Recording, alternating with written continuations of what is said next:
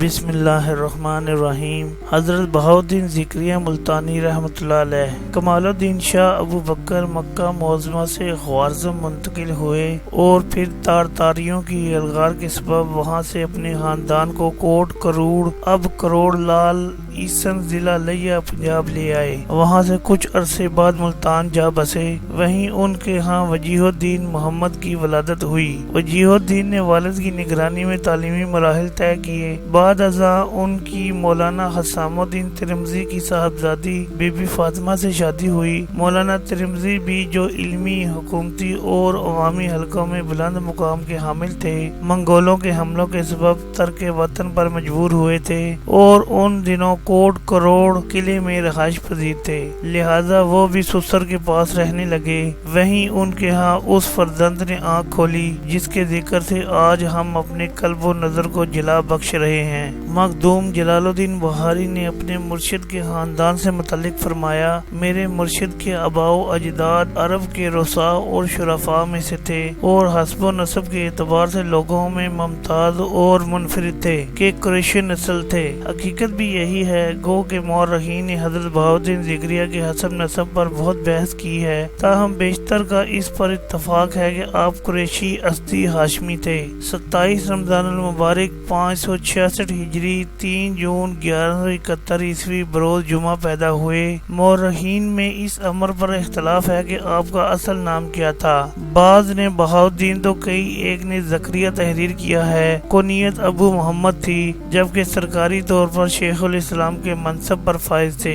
بعض روایات کے مطابق آپ کی والدہ حضرت شیخ عیسیٰ کی صاحبزادی تھیں جو شیخ عبدالقادر جیلانی کی اولاد میں سے تھے، اور حضرت فرید الدین گنج شکر آپ کے خالہ زاد تھے۔ تاہم یہ دونوں روایتیں درست نہیں۔ بہت ذہین اور مضبوط حافظے کے مالک تھے، لہذا چھوٹی ہی عمر میں قرأت سبعہ کے ساتھ قرآن پاک حفظ کر لیا اور پھر مقامی علماء کے پاس کتب پڑھنے لگے۔ ابھی تعلیم کا سلسلہ جاری ہی تھا کہ والد کا سایہ سر سے اٹھ گیا، مگر ان حالات میں بھی حصول علم کا شوق برقرار رکھا، جس کی تسکین کے لیے خراسان پہنچ گئے اور 7 برس تک علماء سے استفادہ کرتے رہے، مگر طلب اب بھی باقی تھی، سو بخارا جا پہنچے۔ وہاں کے علمی حلقوں سے 8 برس تک مستفید ہوتے رہے۔ اس دوران درس و تدریس سے بھی وابستہ رہے۔ ان دنوں آپ کے پاس 2000 سے زائد کتب تھیں۔ یہ وہ زمانہ تھا جب قلمی نسخے ہی ہوا کرتے تھے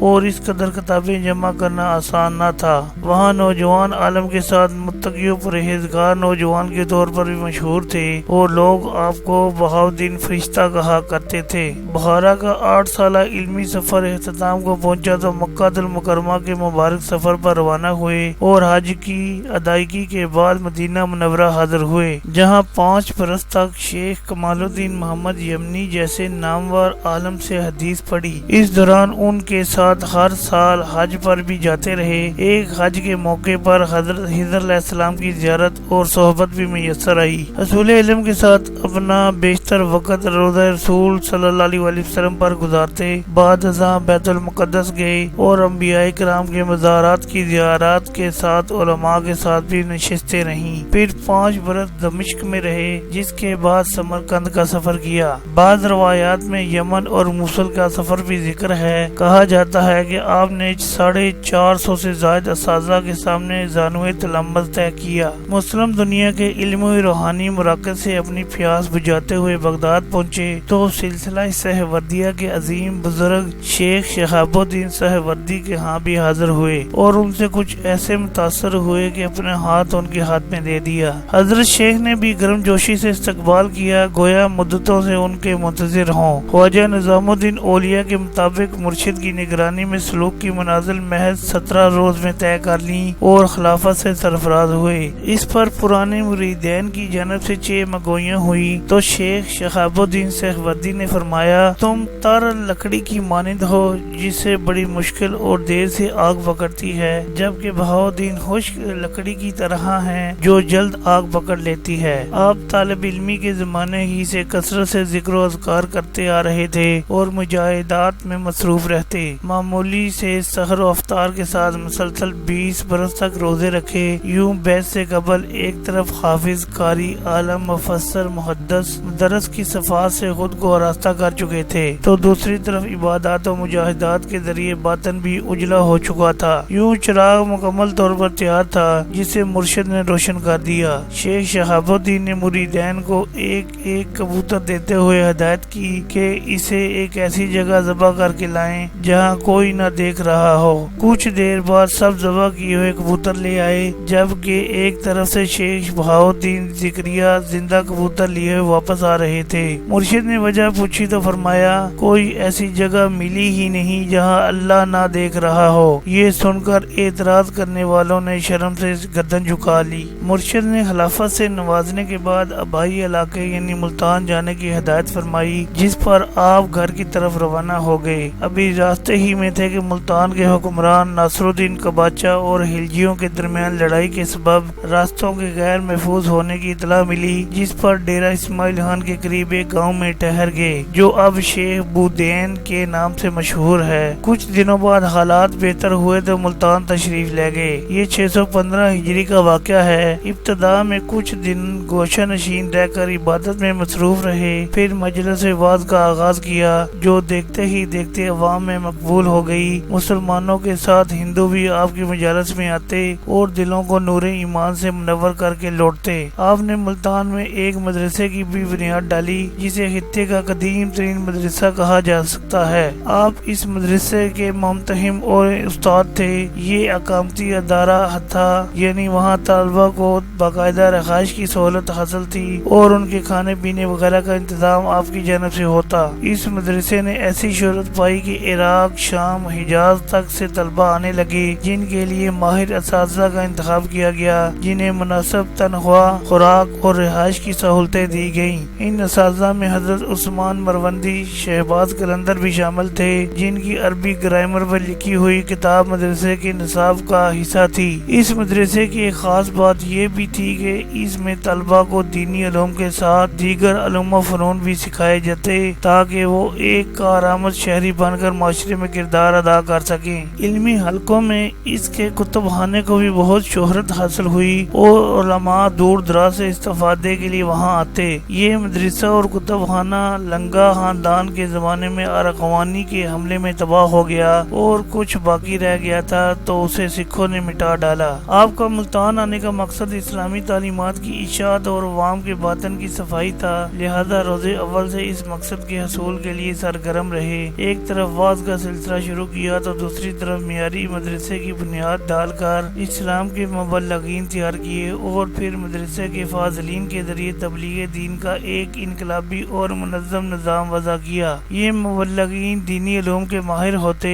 انہیں جہاں بھیجنا ہوتا پہلے وہاں کی زبانیں سکھائی جاتی، وہاں کی تہذیب و ثقافت پر بریف کیا جاتا، ضروری فوجی تربیت دی جاتی تاکہ بوقت ضرورت اپنا دفاع کر سکیں، تجارت کے گر سکھائے جاتے اور پھر مال تجارت دے کر روانہ کر دیا جاتا۔ اس مال کا بندوبست حضرت شیخ بہاؤ الدین زکریا خود کرتے۔ یہ مبلغین طے کردہ مقامات پر دکانیں کھولتے اور اسلامی اصولوں کے مطابق منافع کم لیتے، کسی سے دھوکہ نہ کرتے، ناقص اشیاء نہ بیچتے، دیانتداری اور خوش اخلاقی سے کام لیتے۔ یوں جب عوام کا اعتماد حاصل کر لیتے تو ان کے سامنے اسلام کی دعوت رکھتے۔ چونکہ لوگ ان کا اعلیٰ اخلاق اور کردار دیکھ چکے تھے، اس لیے وہ اسلام قبول کر لیتے۔ یہ مبلغین سال میں ایک بار ملتان میں جمع ہو کر آپ کو اپنی کارگزاری سے آگاہ کرتے۔ سندھ، بلوچستان، پنجاب، کشمیر، افغانستان، بنگال سے لے کر چین، انڈونیشیا، ملائیشیا، جاوا، سماٹرا، فلپائن، برما تک ان مبلغین اور تبلیغی جماعتوں کے ذریعے اسلام کی روشنی پہنچی۔ لاکھوں افراد آپ کی کوششوں سے اسلام کے حلقے میں داخل ہوئے، جبکہ جو ہندو مسلمان نہیں ہوئے وہ بھی آپ سے نہایت عقیدت رکھتے تھے۔ آج بھی سندھ کے لاکھوں ہندو خود کو آپ کا مرید قرار دینے میں فخر محسوس کرتے ہیں۔ گو کہ محمود غزنوی اور پھر شہاب الدین غوری نے سیاسی طور پر ملتان سے کرامتیوں کا تقریباً صفایا کروا دیا تھا، تاہم ان کے پیروکار علاقہ میں خفیہ سرگرمیاں کسی نہ کسی طور پر جاری رکھے ہوئے تھے۔ آپ نے اپنی حکمت عملی سے ان سرگرمیوں کا کلا کما کیا۔ آپ کی ذات بابرکات سے اس خطے میں سہروردی سلسلے کو فروغ حاصل ہوا اور آپ کو بجا طور پر بر صغیر میں اس سلسلے کا بانی کہا جا سکتا ہے۔ آپ محض صوفی یا دینی مبلغ ہی نہیں تھے بلکہ عوام کی فلاح و بہبود پر بھی بہت بہت توجہ دیتے،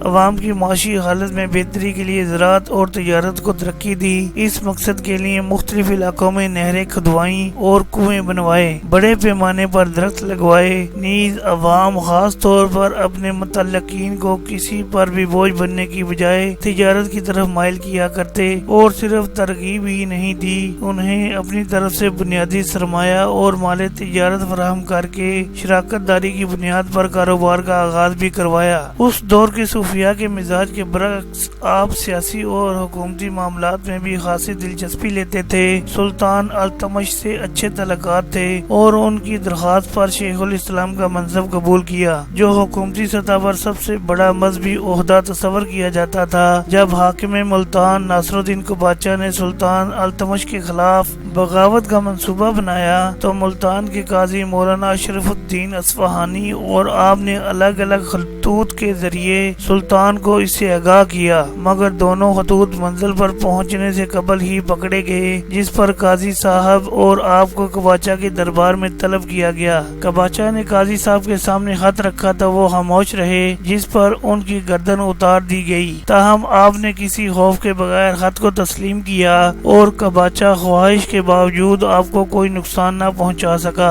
آپ کی ایک بڑی سفارتی کامیابی یہ بھی ہے کہ جب منگول ملتان پر حملہ آور ہوئے تو آپ نے شہر سے باہر جا کر ان سے ملاقات کی اور حملہ نہ کرنے پر 1,00,000 درہم کی پیشکش کی، جو انہوں نے قبول کر لی۔ کہا جاتا ہے کہ یہ رقم آپ نے اپنی طرف سے ادا کر کے شہریوں کے قتل عام کو روکا۔ آپ نے حکمرانوں سے تعلقات کو ذاتی فوائد سمیٹنے کی بجائے حلقے خدا کی خدمت کے لیے استعمال کیا۔ جب دہلی کے لیے روانہ ہوتے تو راستے میں لوگ اپنے مسائل سے متعلق درخواستیں دیتے جاتے، جن سے تھیلے بھر جاتے، اور آپ بادشاہ کے پاس جا کر پہلے ان درخواستوں کے معاملات حل کرواتے۔ آپ کو وراثت میں بہت دولت حاصل ہوئی اور پھر آپ نے اس مال کو تجارت میں لگایا تو آمدنی میں بے پناہ اضافہ ہوا۔ آپ بادشاہوں جیسی زندگی گزارتے تھے۔ رہائش کے لیے محل نما مکان تھا، جس کی قیمتی پردوں، قالینوں وغیرہ سے آرائش کی گئی تھی۔ بہترین لباس پہنتے۔ مالی کشادگی کا اندازہ اس واقعے سے لگایا جا سکتا ہے کہ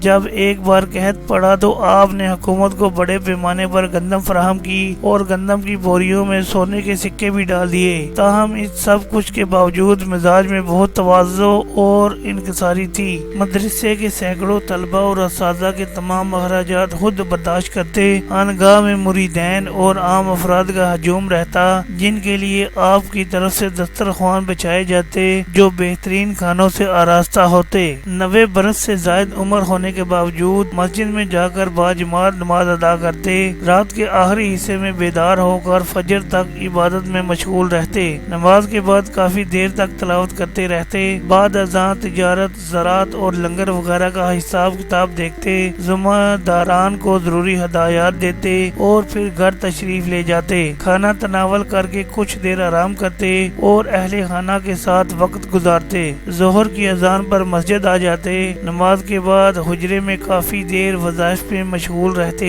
پھر مجلس عام منعقد ہوتی، مریدین کی روحانی رہنمائی کرتے، عام افراد کے مسائل سنتے، تبلیغی وفود اپنی کارکردگی سے آگاہ کرتے۔ عصر کی اذان پر مجلس اختتام کو پہنچتی اور آپ حجرے سے مسجد تشریف لے آتے۔ نماز کے بعد ممبر پر بیٹھ کر وعظ فرماتے، جس میں بڑی تعداد میں لوگ شریک ہوتے۔ سورج غروب ہونے سے کچھ دیر پہلے چہل قدمی کے لیے قریبی جنگل کی طرف چلے جاتے۔ مغرب سے عشاء تک ذکر و اذکار میں مصروف رہتے۔ نماز عشاء کے بعد بھی کافی دیر تک عبادت میں مشغول رہتے، پھر گھر تشریف لے جاتے۔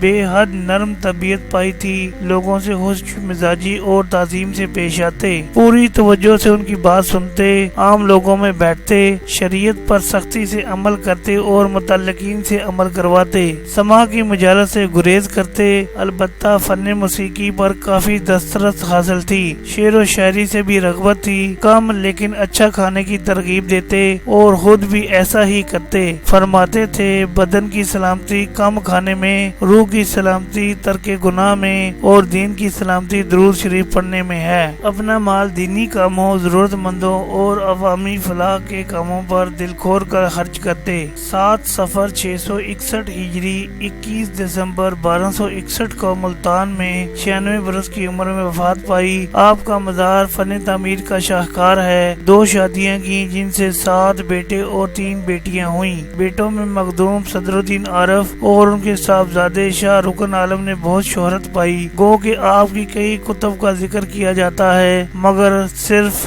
ایک ہی کتاب الوارد دستیاب ہے جو فقہ سے متعلق ہے۔ اس کے علاوہ اعتکاف سے متعلق ایک رسالہ بھی ہے۔